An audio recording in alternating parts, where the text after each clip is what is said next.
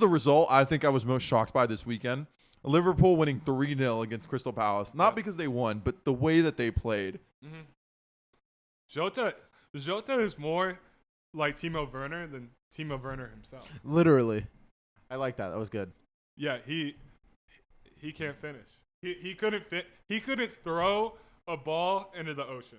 That's an old basketball quote. When you can't make it, you can't shoot the ball into the ocean. Jota can't score a goal if it was the size of an ocean. He can't. Literally missed so many sitters this game. All I got to say about this is, like, Liverpool to me are looking very scary. Very scary. They're looking like the Liverpool of old. Yep. I agree. And, you know, it's great to see.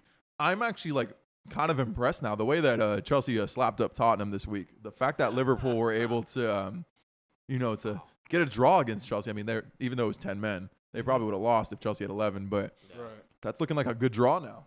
It's looking like a good draw. You know, it must be said about Liverpool. It's like Jurgen Klopp has a special way of, like, keeping this team very resilient. Yep. Because they've been really under the radar. I think they've kind of been, like, very undersold this season. Yep. And I will give Liverpool their credit. I think that their squad is amazing. Van Dijk's coming back to form. Trent, has a redemption season after literally the terrible season he had last season, in my opinion. Robertson, coming back to form, hasn't been talked about enough. I think Liverpool are very scary. And the fact that they're top right there with United and Chelsea, I mean, it's anyone's guess. If they could stay healthy, they're in this race for a long time. If not, they could even win it. I agree. I mean, their only weakness, their only concern is, like, their lack of depth.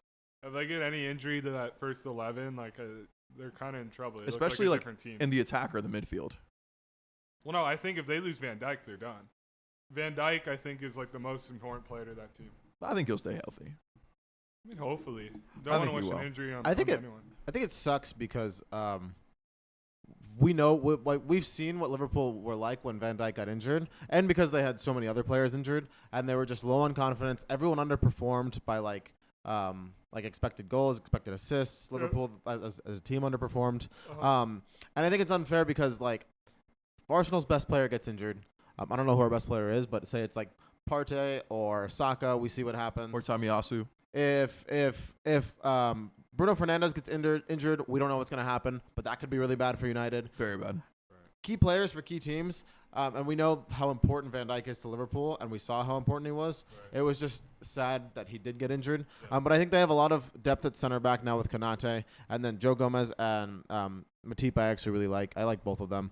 And I think they've been trying – Klopp has been trying different players in different positions, not really up front, but in the midfield and at fullback, because just to see, like, what the depth is like. And Milner played really well, so I heard. I didn't actually watch the whole game. And then Tsimikas has been playing well in the last couple games that I've seen him play. He's Greek for all our Greek fans as well. Tsimikas. And they've tried different, like, midfield threes, which is honestly kind of cool because they have some midfield depth that I didn't think they actually had. Yeah. Did they ever address the backup goalkeeper situation? Because I remember they had Adrian come in for Alisson last year, and he was shambolic. He was awful. They have the guy from the youth academy. He was really good. Oh, Kelleher, whatever his name is? Kelleher. Yeah, he's been pretty good. You know what I will say about Liverpool that I'm really, like, and intrigued by, and we haven't talked about this enough, how impressive was them getting fourth last season? Or they actually finished third. They finished third. Chelsea finished fourth. Yeah, they do. How impressive was that? To get that? Because they were way off the pace. They were way off the pace to getting top four. Losing games at home, multiple games at home. Oh, yeah, they were losing. They lost like 4 or 5 games at home in a row. I know. Like they lost to, like, Stoke City, Sunderland, Morecambe Town, Panera Bread FC. Crazy. Corner Bakery. Like, I think they losing to everyone. I think Jurgen Klopp is the best manager in Europe. That's my hot take. I think he's the best manager in Europe. What about Ole Gunnar Solskjaer? He's a lot better than all that. Come on. I think it's Mikel Arteta. But on Jurgen Klopp, hey, I think hold on. We'll talk about them later.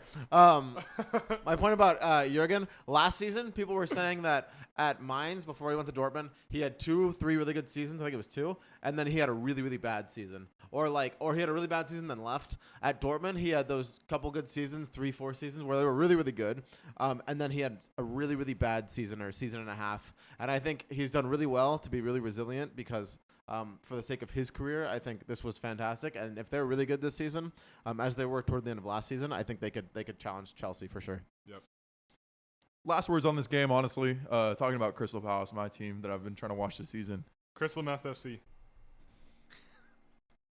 Well, I mean, I don't know what they were on, but Patrick Vieira, mate, stop trying to go at teams that you can't play against. Quick question. Just because you beat Tottenham, and dude, it's Tottenham, mate. This is not Liverpool. You can't go after them like that. I think it's. Hey, don't talk about Tottenham. I think Don't it's talk about Tottenham. the lower half dilemma, and we even saw like Arsenal fight. Like Arsenal have been fighting this for a while.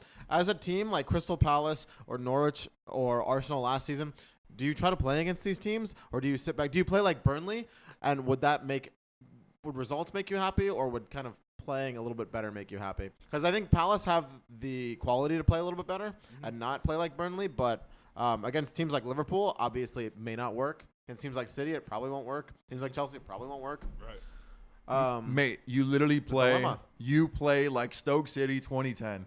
Literally long ball to like Peter Crouch that's like 6'7", and hope you can like score a goal. Every long throw you can. Do a prayer. Well, yeah, I was real disappointed to see that Benteke started instead of Odson Edward for Crystal. Yeah, I Yeah, think what a shambles, mate. they're trying to ease him in.